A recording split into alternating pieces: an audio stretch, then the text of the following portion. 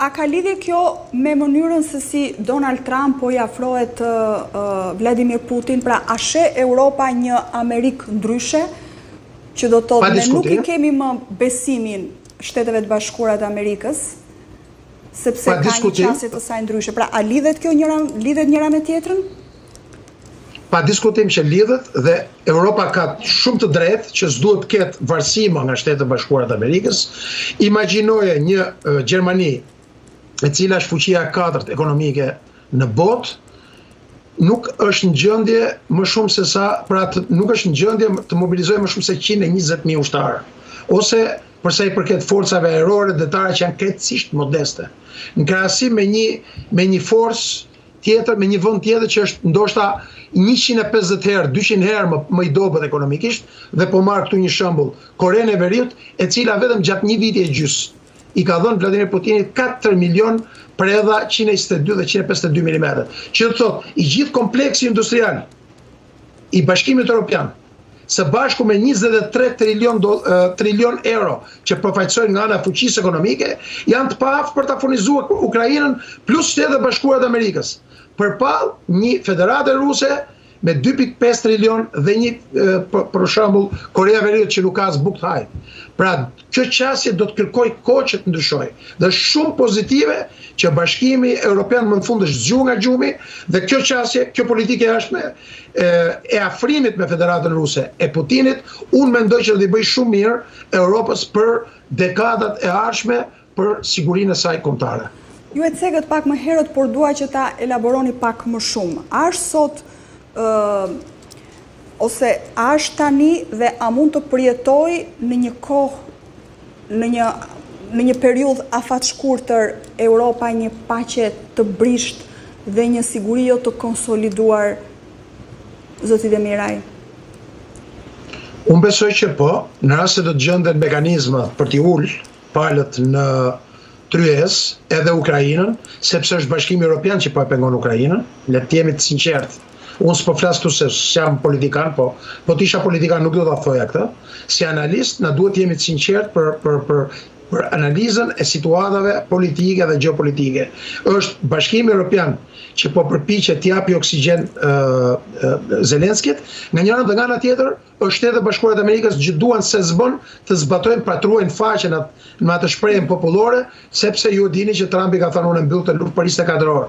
Dhe ajo që ai ka pas parasysh këtu ka qenë ndalimi i asistencës ushtarake, sepse është asistenca ime ushtarake që e mundson vazhdimin e këtij konflikti, dhe nga ana tjetër gjetja e një zgjidhje të përbashkët ku të dy palët të pranojnë një zgjidhje. Por Bashkimi Evropian po përpiqet me gjitha format.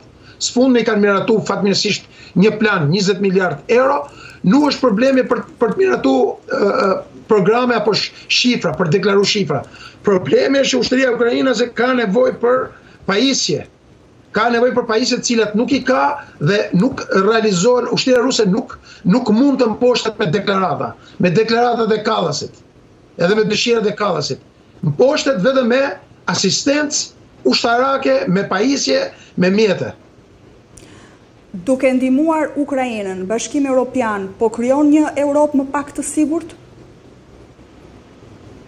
Jo, absolutisht. Unë mendoj që ky konflikt tregoi nxori qartë boshllëqet e Bashkimit Evropian, varësinë e saj krejtësisht për sa i përket sigurisë kombëtare, le ta themi të gjithë Bashkimit Evropian, nga Shtetet e Bashkuara të Amerikës, dhe ky është një fakt i cili i ka zgjuar pra liderët e Bashkimit Evropian që të ndërmarrin reforma.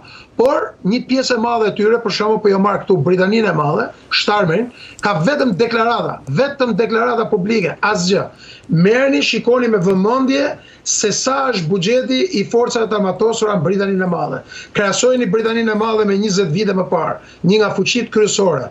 Sot është një ushtri me 76.000 ushtarë.